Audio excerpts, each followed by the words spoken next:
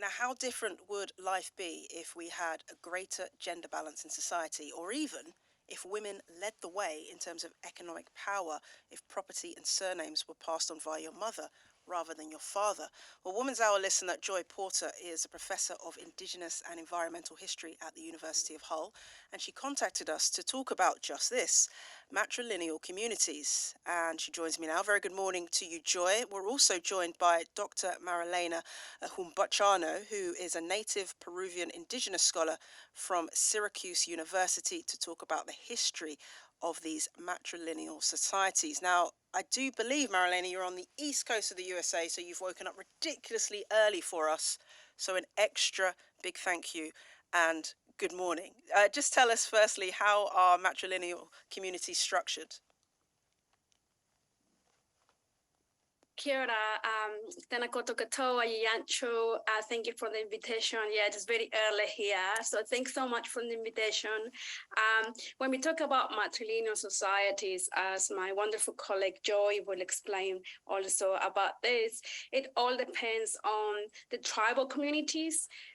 Indigenous knowledge or traditional ecological knowledge is very context specific, so we can't generalize and explain that matrilineal societies are the same for every single tribe, because every single tribe will be different.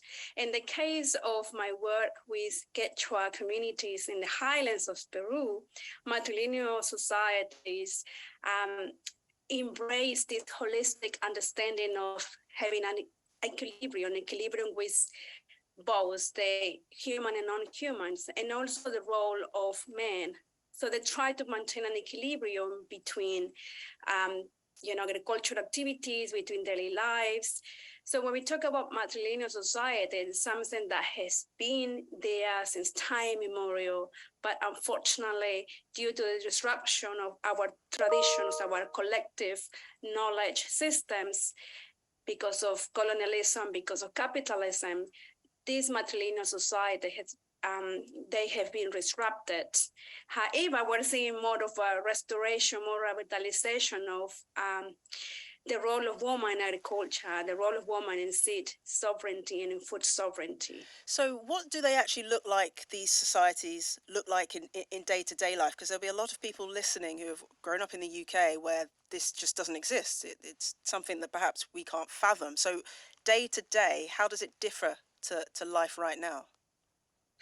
On a daily basis, it is a very lively and very dynamic relationship. I'd say lively and dynamic, I'm talking about having this reciprocity, having these reciprocal relationships between one another and between the non-human beings as well. And when I talk about the role of women, when it comes to being leaders, when it comes to being innovative in safeguarding food security, when it comes to be leaders and restoring the unhealthy state of the planet, you need to be able to spend time with those wonderful indigenous women around the world, to be able to gain a deeper understanding of how they envision collective well-being. Yeah, and Joy, these matrilineal societies aren't new, are they?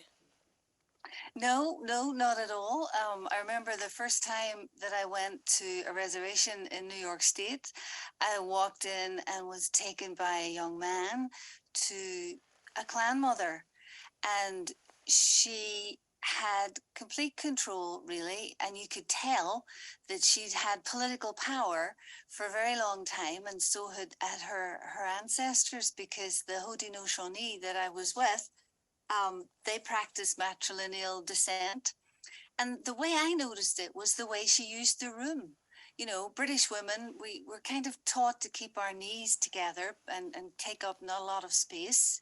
She had her knees wide apart, and she used the space the way that I guess I'd become used to men using space. And that was the first time I thought, hang on, there's something really different and absolutely valuable here. The Haudenosaunee have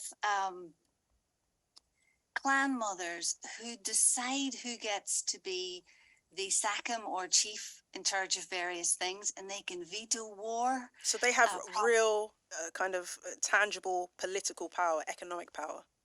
The Longhouse tradition, they've had that right back to the Confederacy.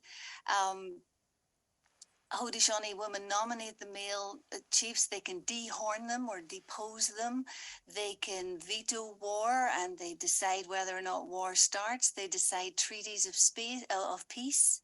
They decide on who gets to be a captive and who gets to live or die traditionally. So, and also property of all sorts goes through the female line.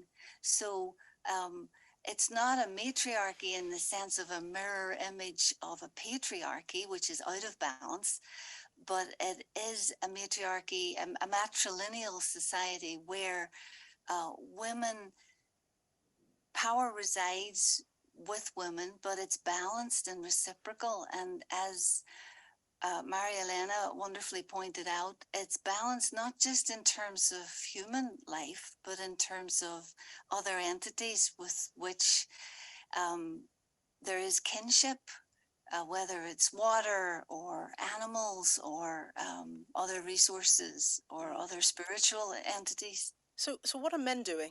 Where are they in this matrilineal society, and how much power and kind of, I suppose, economic thrust do they have? The men are doing a lot of work, undoubtedly, but balance is the key word. Women balance all their sorts of power. So the men may well be waging war within the Haudenosaunee traditions, but it would be the women providing the food. And as we all know, without being quartered, you can't wage war.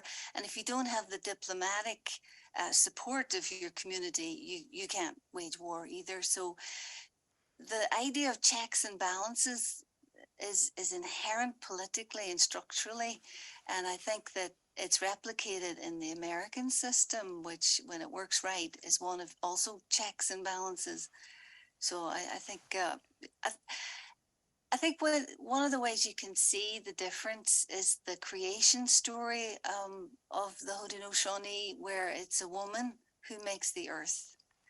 She's originally the first woman is in a love triangle, and she ends up making the earth on the back of a great turtle, whereas as we probably all grew up with, many of us grew up with, in the Christian creation story, it's a much less positive role for the woman, and it's entities that are all prefigured as male, Father, Son, Holy Ghost, male priesthood. God gives sovereignty to mankind over all the other birds and bees and so on. So it's the spiritual world is foundational to how it all develops, I think. And Mariaelena, how can we learn from matrilineal communities of the past, or even the communities that exist right now?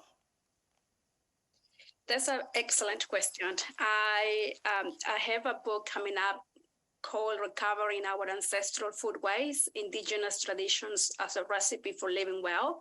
And that encapsulates the different work that has been done, for instance, in Aotearoa, New Zealand, women taking leadership. There is a Maori concept of Tino Rangatiratanga, which is self-governance, self-determination, leadership. But of course, it goes broader than that.